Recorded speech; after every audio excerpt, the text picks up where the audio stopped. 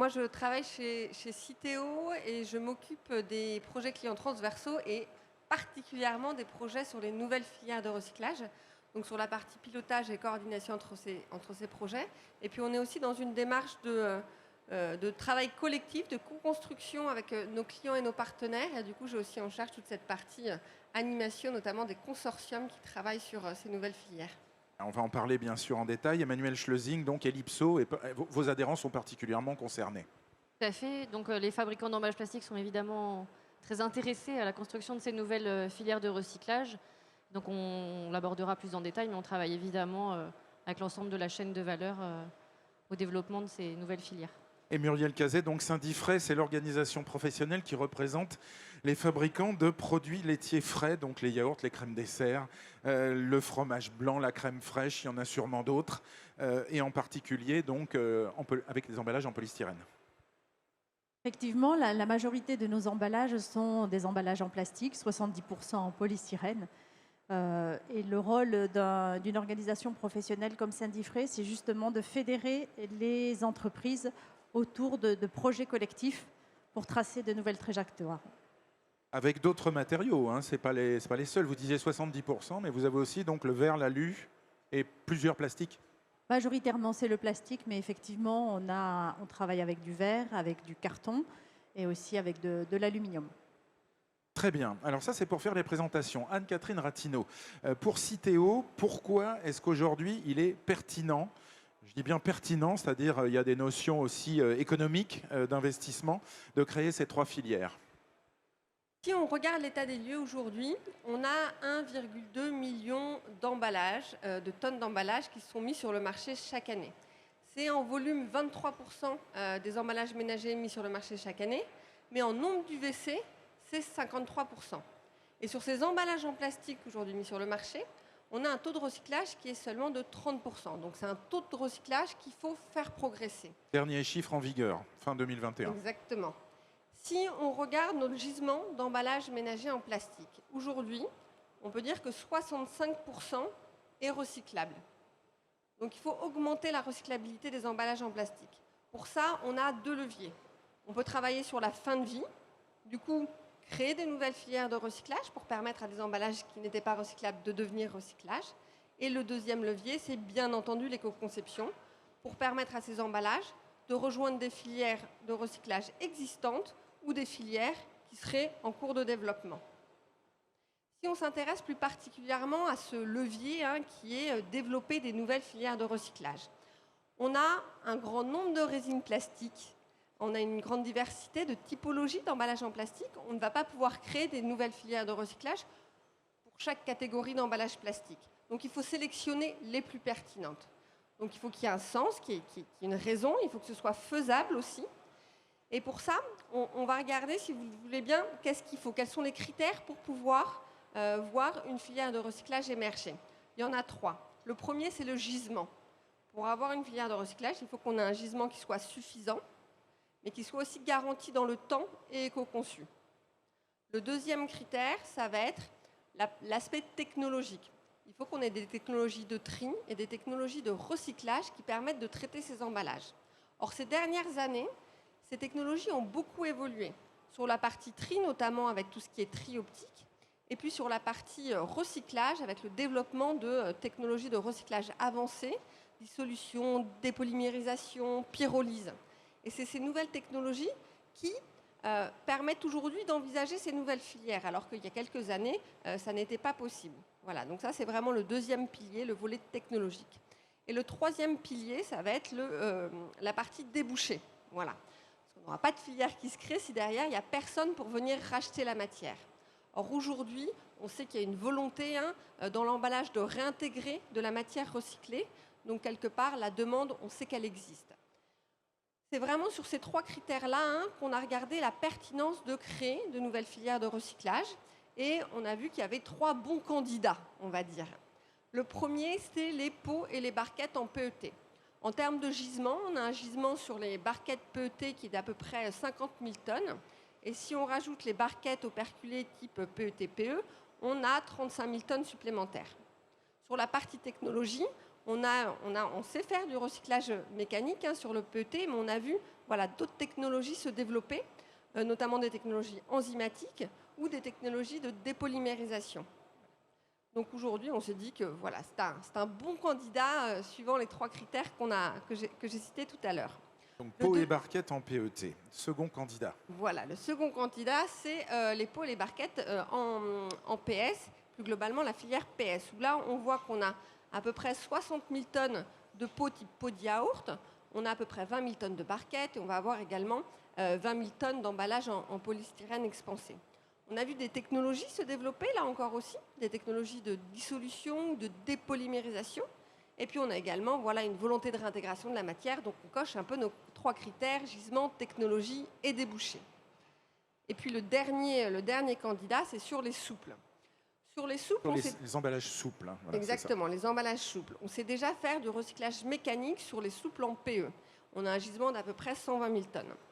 Sur les souples mono-PP, on a seulement 40 000 tonnes, mais on sait qu'on a 150 000 tonnes d'emballage complexe qui pourraient basculer vers du PP ou du PEPP si jamais on avait une filière de recyclage. Si ce n'est pas clair pour tout le monde, on aura des questions à la fin, hein, d'accord. Parce que c'est vrai qu'on jargonne un peu, voilà, comme si tout le monde connaissait tout, mais c'est pas sûr. Des résines plastiques. Et donc c'est la catégorie des polyoléfines hein, qui regroupe les PE et les PP, les polyéthyliennes et les polypropylènes. Voilà. Donc là, on a aussi des technologies qui se sont développées.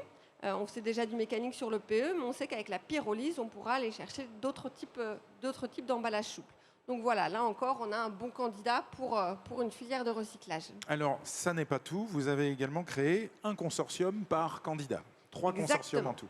On voit là que sur ces différents critères, voilà, on coche un petit peu les cases, entre guillemets. Donc on a les ingrédients voilà, pour pouvoir monter une nouvelle filière, mais pour que la mayonnaise prenne, il faut avoir voilà, une impulsion, une dynamique.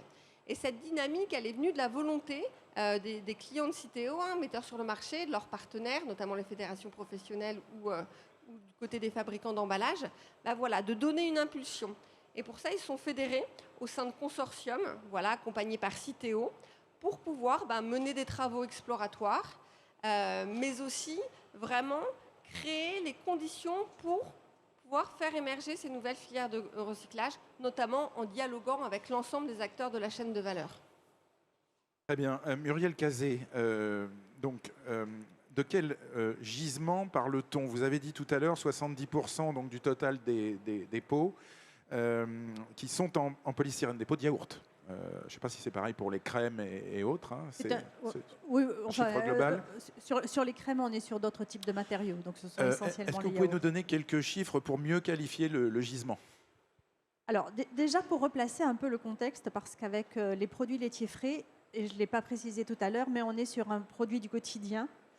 Un produit du quotidien qui représente l'équivalent à peu près de 15 à 16 milliards de pots qui sont mis sur le marché chaque année. Et une très grosse consommation, puisqu'on est à peu près à 230 kilos. En France. En France, oui. Kilos de produits laitiers frais. Donc on a vraiment à cœur de travailler, bien sûr, sur les emballages qui sont mis sur le marché. Concernant le gisement, donc comme l'a rappelé en fait Anne-Catherine, au niveau des produits laitiers frais, sur le gisement PS, puisqu'il s'agit de parler du consortium PS25, on est à peu près à 60 000 tonnes de polystyrène mis sur le marché chaque année.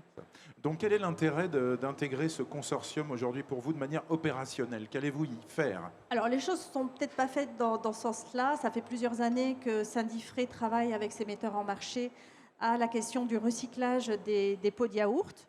Donc en 2018, on a répondu à un appel à projet Recycalypso avec Valorplast et Citeo qui nous a déjà donné des pistes de travail assez intéressantes. Le PS était recyclé, mais il était recyclé en boucle ouverte, c'est-à-dire qu'on n'avait pas la possibilité de refaire du pot de yaourt avec du pot de yaourt. Et ça, c'était vraiment l'enjeu que s'étaient donné les metteurs en marché. Trouver une boucle fermée qui soit virtueuse et qui évite justement d'aller chercher de la ressource fossile. Donc ça a été la deuxième un petit peu étape à l'issue en fait, de Recycalypso qui nous a donné des pistes d'éco-conception, qui nous a permis de voir que le recyclage était vraiment en fait, un process bénéfique sur le plan environnemental notamment. Vous dites techniquement, on sait déjà le faire. À l'époque, en 2018, lorsque on a travaillé sur Recycalypso, on recherchait cette solution-là, c'est-à-dire la boucle fermée. Et comme dans beaucoup de situations, il y a un moment donné, il y a ce qu'on appelle l'alignement des planètes. Et l'alignement des planètes est arrivé presque juste à l'issue en fait, de ce projet-là, puisque d'une part, on avait les technologies. Anne-Catherine a parlé de technologies avancées, du chimique, etc., qui permettaient de revenir en boucle fermée. On avait l'extension des consignes de tri, parce qu'on l'évoquera peut-être tout à l'heure, mais le tri est essentiel, parce que si on n'a pas le tri, on n'a pas le gisement, donc on n'a pas de filière. Et si on n'a pas la boucle fermée, on n'a pas le gisement suffisant non plus. Et si on n'a pas la boucle fermée, ça veut dire qu'on va rechercher toujours de la ressource, de la matière vierge, et nous, ce n'était vraiment pas du tout l'objectif. Et donc, fort de tout cela, on s'est dit, bon, maintenant qu'on a fait tout ce travail sur Recycalypso, pourquoi ne pas aller beaucoup plus loin et travailler justement aux critères de cette boucle fermée. Donc on s'est dit, mais on n'est peut-être pas les seuls au niveau des produits laitiers frais, il y a peut-être d'autres secteurs. Et on s'est dit, pourquoi pas aller voir le secteur de la viande, de la volaille, des compotes. Et on a échangé donc avec Citeo, qui avait vraiment la légitimité de pouvoir fédérer l'ensemble de ces acteurs. Et on a créé donc en 2020 maintenant, le consortium PS25 qui a été le petit premier, quoi, dont on est assez fiers. Avant de passer la parole à Ellipso, à Emmanuel Schlesing, je vais vous poser une question un peu provoque, mais finalement, quel intérêt de conserver le polystyrène ? On pourrait aussi dire on n'en a plus besoin. Alors depuis des années... Ne m'en veuillez pas. Non, vous avez raison. Parce que certainement d'autres personnes se posent cette question-là dans la salle. Le polystyrène aujourd'hui est le matériau le plus optimal, c'est-à-dire le plus léger. On a des pots qui vont se situer entre 3 et 5 grammes de matière plastique. Par rapport à d'autres emballages, je vais prendre l'extrême avec le pot en verre. Un pot en verre, c'est 80 grammes. Donc vous voyez qu'en termes d'impact environnemental, ça va être beaucoup plus important. Et autre chose aussi, on a une spécificité dans le secteur, c'est-à-dire qu'on fabrique nous-mêmes nos emballages à partir de lignes qui s'appellent des lignes FFS Form Fill Seal. Donc on n'achemine pas l'emballage pour le remplir, mais on le fabrique sur une ligne. Et ça, c'est un procédé vraiment optimal qui permet de répondre à des cadences soutenues liées aux besoins en fait, du consommateur et de la consommation. Et c'est surtout un procédé optimal aussi sur le plan environnemental, parce que peu de plastique, et sur le plan logistique, puisqu'on n'achemine pas les pots, mais simplement des bobines. Sans compter toutes les propriétés effectivement techniques du Je ne parle pas, du produit. bien sûr, les propriétés techniques en termes de sécabilité, puisqu'on est sur des formats familiaux, et que c'est la seule solution qui permet de garder ces formats familiaux. Les qualités, bien sûr, sanitaires, qui sont le premier critère, qui permet aussi, bien sûr, d'assurer la sécurité du consommateur et de conserver aussi les qualités organoleptiques des produits. Ah, c'est ça.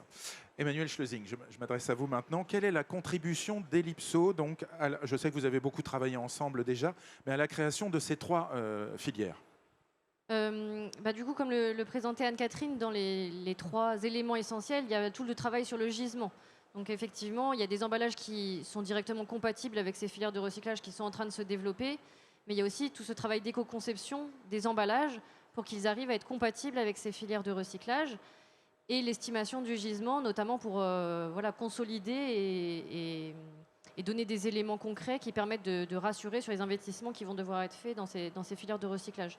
Donc c'est un travail qu'on a fait sur les différents matériaux, avec les fabricants d'emballages évidemment, avec l'ensemble de la filière pour travailler sur ce gisement et concevoir les emballages. Mais de votre côté, vous avez un travail probablement pas de conviction bien évidemment, parce que j'imagine que tous vos adhérents sont totalement convaincus qu'il faut le faire, mais il faut qu'ils investissent dans l'éco-conception également, puisqu'ils vont devoir réutiliser la matière. Je pense que l'éco-conception, c'est un sujet qui est évidemment intégré depuis longtemps, que ce soit sur les réductions des épaisseurs, sur les réductions de masse.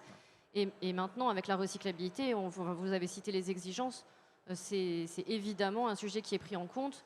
Et ces nouvelles filières de recyclage ouvrent des voies pour lesquelles, sur les emballages qui sont sur le marché aujourd'hui, il faut rentrer dans ces filières de recyclage. Donc ce travail, il est clairement fait et tous les adhérents sont convaincus, c'est certain. Je crois qu'il y a un comité technique qui établit des cahiers des charges d'ailleurs pour les emballages recyclables et qui permet d'avoir des recommandations pour orienter l'éco-conception. Tout à fait. C'est Donc le COTREP, COTREP, quoi. exactement. Donc le comité technique qui produit des recommandations sur la recyclabilité des emballages plastiques, dans lequel c'est un comité qui rassemble 4 parties prenantes de l'ensemble de la chaîne de valeur, donc avec notamment Citeo, Ellipso, Valorplast et le SRP, donc qui représente les régénérateurs. Et donc l'ensemble de cette chaîne de valeur produit des recommandations pour justement aider à la fois les fabricants d'emballages et les metteurs en marché qui utilisent ces emballages à faire les bons choix de conception pour utiliser des emballages qui vont rentrer dans ces filières de recyclage. Donc aujourd'hui, le COTREP va devoir produire des recommandations par rapport aux filières qui vont être construites pour guider la conception des emballages afin qu'ils soient compatibles avec ces filières de recyclage. On en vient, Anne-Catherine Ratineau, à la structuration technique de ces filières. Comment allez-vous déployer sur le terrain, sélectionner les candidats également aussi? C'est quelque chose qui est vraiment en cours et qui se construit progressivement, hein, avec une phase de mise en place et après une phase vraiment de montée en puissance. Pour qu'un emballage soit recyclable, il faut qu'il soit collecté, trié, qu'il puisse rejoindre une filière de recyclage et qu'il soit de suffisamment bonne qualité pour être réutilisé par la suite. Si on regarde chacun de ces points, où est-ce qu'on en est dans la structuration de ces filières? Sur la partie collecte, pour pouvoir collecter tous ces emballages, on déploie ce qu'on appelle l'extension des consignes de tri. On va demander aux habitants de mettre tous leurs emballages dans le bac de tri. Aujourd'hui, on a plus de 70% de la population qui est couverte par cette extension des consignes de tri. Et on met un petit coup d'accélérateur là en proposant des mesures de tri simplifiées aux collectivités qui sont un petit peu en retard pour la mise en place de cette extension des consignes de tri. Et ce petit coup d'accélérateur, ça nous permettra d'être à 100% de la population couverte dès 2023.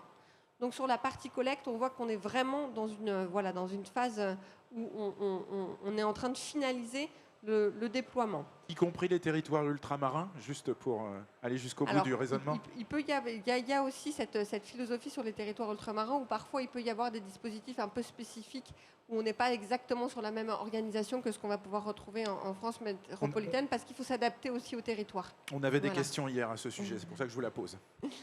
Le deuxième levier, c'est sur la partie tri. Avec l'extension des consignes de tri, on a des volumes plus importants d'emballage, mais aussi une complexité d'emballage plus importante qui arrive en centre de tri. Donc les centres de tri, il faut qu'ils se modernisent, il faut qu'ils s'équipent, il faut parfois qu'ils revoient leur process complètement. Et ça prend du temps parce qu'il y a quand même un grand nombre de centres de tri. Donc ça, c'est en train de se déployer progressivement. Ça a commencé dès 2012 et on vise vraiment une restructuration des schémas de tri qui soit achevée au 1er janvier 2026. Ça veut dire quoi concrètement dans les centres de tri? Ça veut dire qu'on va créer des nouveaux flux qu'on appelle flux développement. C'est en fait une petite astuce qu'on a trouvée parce que dans un centre de tri, il y a un certain nombre de tapis, de flux, et on ne peut pas les multiplier. Alors là, avec nos nouvelles filières, on vient chercher pas mal de flux différents. Donc ce qu'on va faire, c'est qu'on va chercher un flux qui était déjà existant. Par exemple, sur les rigides, les bouteilles et les flacons ont peu été colorés. On va se servir de ce flux-là pour venir mettre tous les emballages qui nous intéressent, notamment pour les nouvelles filières de recyclage. Mais comme ils seront en mélange, derrière, il faudra une deuxième étape de tri. C'est ce qu'on appelle le surtri. Et là, pour réaliser ce surtri, en fait, on va créer des capacités de surtri. Et là, pour le coup, c'est les éco-organismes, dont Citeo, qui va reprendre la matière et puis organiser ce surtri pour après revendre la matière aux recycleurs. Donc ça, c'est quelque chose qui est en train de se déployer. Le flux développement sur les rigides, il est déjà présent dans une 50aine de centres de tri. Et puis, comme je l'ai dit, ça va monter en puissance jusqu'au 1er janvier 2026. Sur le flux développement des souples, là, on vient prendre le flux des souples PE. On va mettre tous les souples qui nous intéressent pour notre nouvelle filière de recyclage sur les polyéléphines. Et derrière, il faut déployer vraiment ce flux développement souple dans les centres de tri. Aujourd'hui, il n'existe pas. Il va se déployer aussi au fur et à mesure pour être vraiment déployé partout dès 2026. Et puis le dernier aspect, c'est sur la partie recyclage. Je vous l'ai dit, après le tri, on envoie la matière chez les recycleurs. Et là, on s'est rendu compte, notamment à travers tous les travaux qu'on a menés dans les consortiums. Excusez-moi, j'ai peut-être loupé sur le polystyrène. Oui.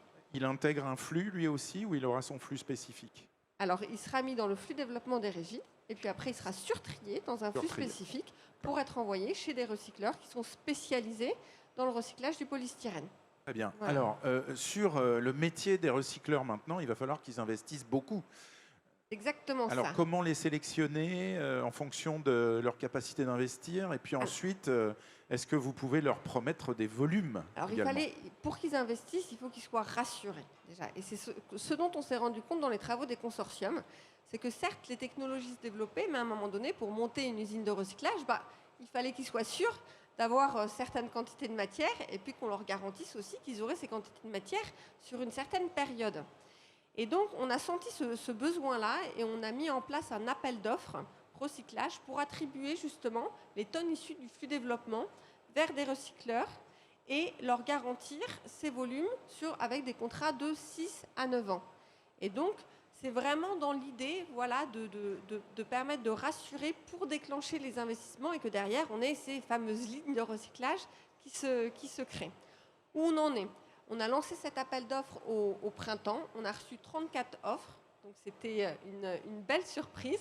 Ce qui nous a permis, sur la base de critères objectifs et transparents, à la fois des critères techniques, mais aussi des critères économiques, pour chaque flux, de sélectionner la meilleure combinaison d'offres. Donc, pour chaque flux, il y aura plusieurs recycleurs qui ont été sélectionnés, généralement avec un mélange de recyclage mécanique et de recyclage plus basé sur les technologies de recyclage avancé, parce qu'on a besoin, quand on peut recycler je dirais entre guillemets plus simplement en recyclage mécanique, on le fait, mais si jamais on a des emballages soit qui sont trop complexes pour être traités en recyclage mécanique, soit parce qu'on veut aller chercher plus de valeur ajoutée, par exemple le retour au contact alimentaire, très important, on va aller vers des technologies de recyclage avancé. Donc il s'agit vraiment de trouver le juste équilibre entre ces différentes technologies. Alors justement, Muriel Cazé, avec vous, on vient de citer les deux voies, effectivement. Enfin, on a parlé des recyclages avancés, des technologies de recyclage avancées. Il y a la dépolymérisation, je crois que c'est ça, et il y a aussi le chimique. Pour le polystyrène, qu'envisager précisément? Alors en fait, on pense qu'on va, comme l'a dit Anne-Catherine, les deux voies sont là, la voie du recyclage mécanique et la voie du recyclage chimique. Ce qu'on pourra recycler en mécanique, on le fera en mécanique parce qu'on sait que on a un impact. On peut le faire sur le polystyrène, ça, utiliser on peut la le voie faire mécanique. sur le polystyrène, ça se fait déjà. On a des fabricants de feuilles qui ont commencé un petit peu à travailler ce nouveau matériau. Et puis, ce qu'on ne pourra pas recycler mécaniquement, on le recyclera chimiquement, ce qui permettra d'utiliser vraiment toute la matière et de l'optimiser. En ce qui concerne le retour au contact alimentaire, donc avec ces nouvelles ces nouvelles technologies de recyclage, est-ce qu'on retourne au contact alimentaire sans problème? C'est vraiment l'objectif. C'est l'objectif, on n'y est pas encore, on ne sait pas le faire aujourd'hui. Alors, c'est l'objectif qui est recherché. Au niveau du recyclage chimique, dit aussi recyclage avancé, la question ne se pose pas puisqu'on revient au monomère de base. Donc, en fait, on retrouve toutes les propriétés du polystyrène vierge. Et concernant le recyclage mécanique, il y a une évolution de la réglementation qui va permettre justement de mettre sur le marché des pots recyclés mécaniquement beaucoup plus, on va dire, rapidement que d'habitude, puisque c'est l'EFSA qui donnait un avis pour que l'avis donne... Rappelez-nous ce qu'est l'EFSA. C'est l'Organisation européenne de sécurité alimentaire. Et donc, il fallait attendre énormément d'années. Donc là, il y a un nouveau protocole qui s'est mis en place et qui permettra de pouvoir utiliser du recyclage mécanique, en tous les cas de la matière recyclée mécaniquement pour certaines applications. Et Emmanuel Schlesing.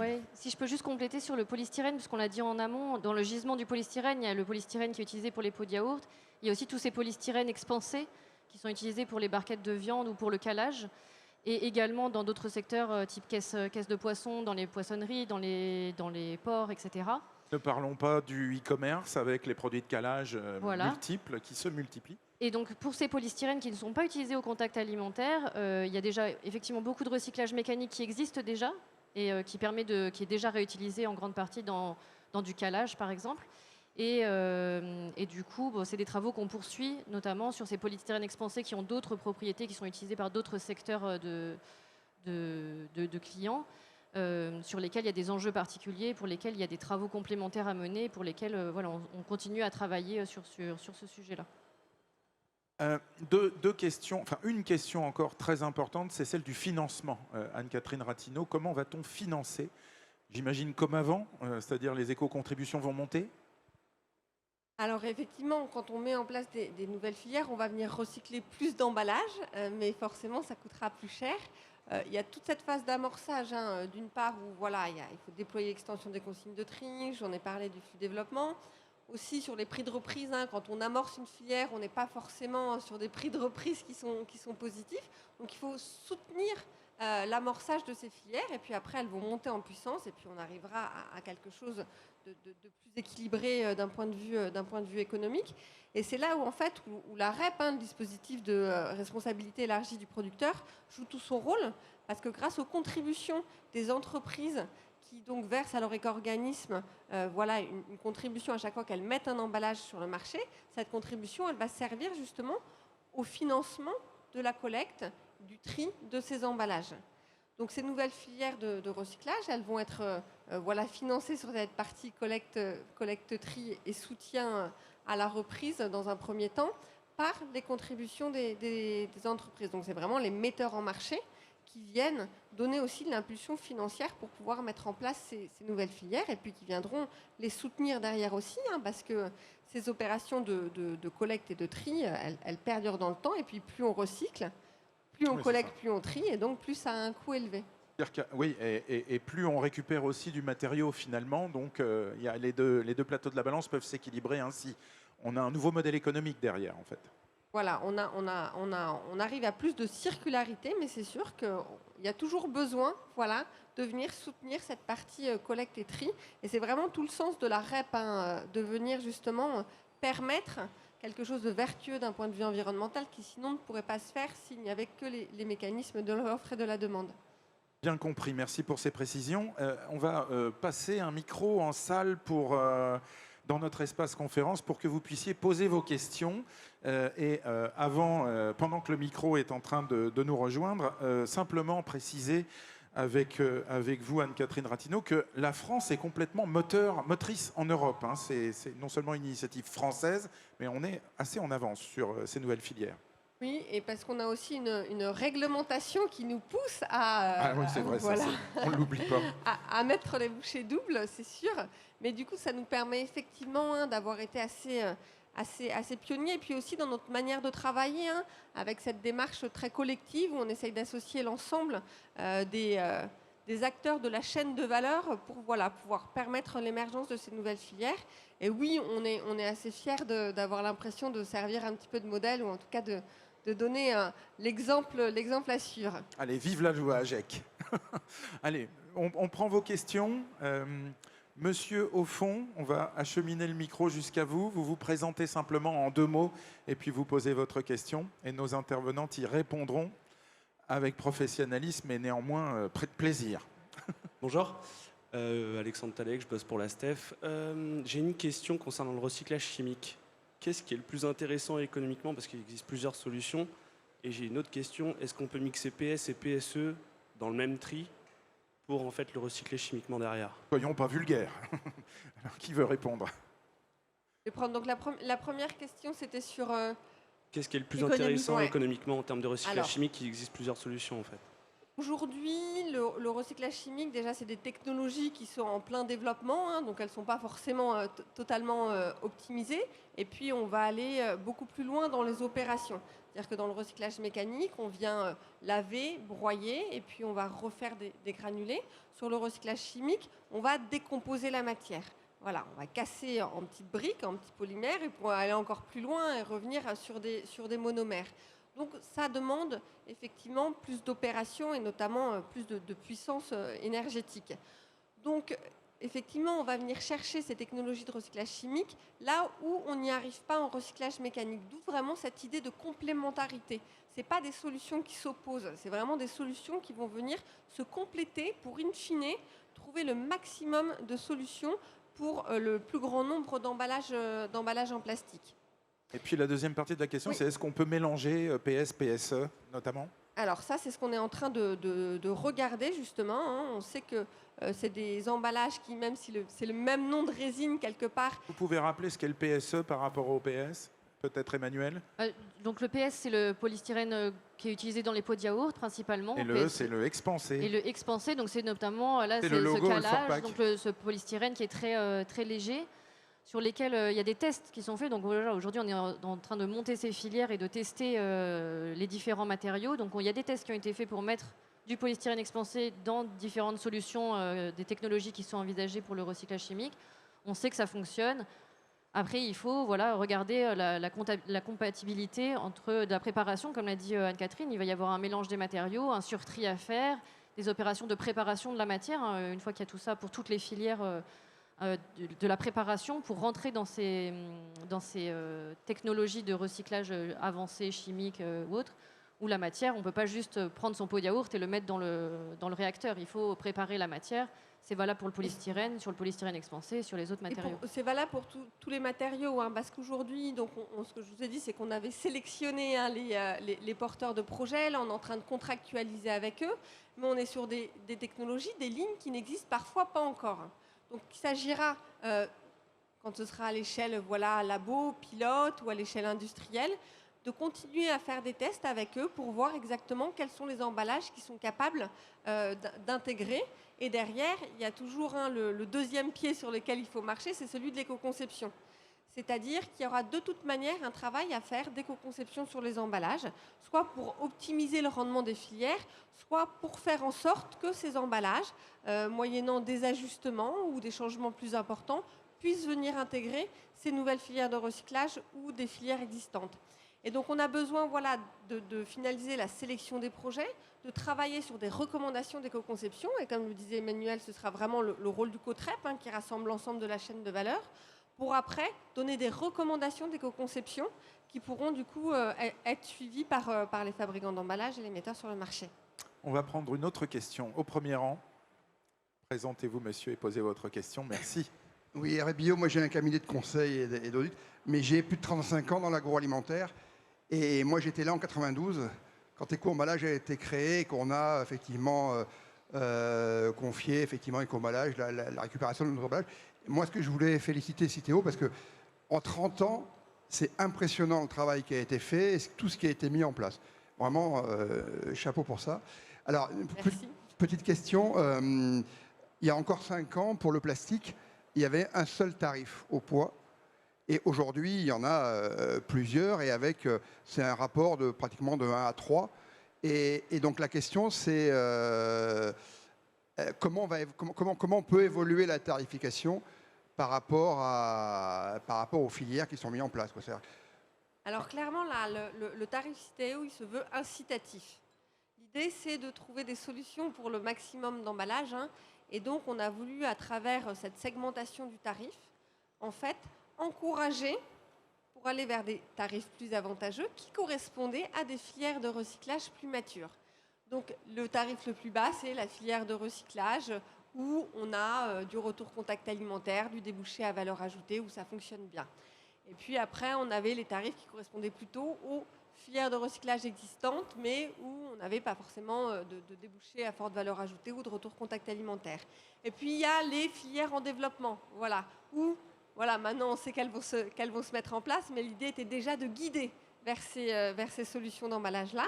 Et puis effectivement, les tarifs les plus pénalisés, c'est ceux qui correspondent à des emballages non recyclables. Parce que l'idée, c'est bien d'encourager à sortir de ces catégories non recyclables pour, in fine, avoir uniquement des emballages recyclables mis sur le marché. Je pense que c'est notre ambition collective. Autre question. Tout au fond, à gauche, en regardant vers le salon. Voilà. Merci de nous aider. Monsieur. Bonjour, Baptiste Imbert pour U-Enseigne.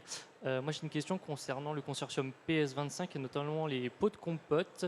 Est-ce que les pots de compote, qui sont donc composés d'un multimatériau, pour intégrer le flux de recyclage du PS en 2025? Et si ce n'est pas le cas, quelles solutions s'offrent aux industriels pour changer leur ligne en 2 ans pour respecter la loi AGEC? Merci. Question très bien posée. Eh bien, ça reprend la question qu'on avait tout à l'heure, hein, c'est tout le travail qu'il y aura à mener. Aujourd'hui, ces pots de compote, hein, ils font partie intégrante des travaux. Et ce qu'on attend de voir, hein, c'est de pouvoir les tester, parce qu'on sait qu'effectivement, il y a plusieurs couches, il y a différents matériaux qui composent ce pot de compote.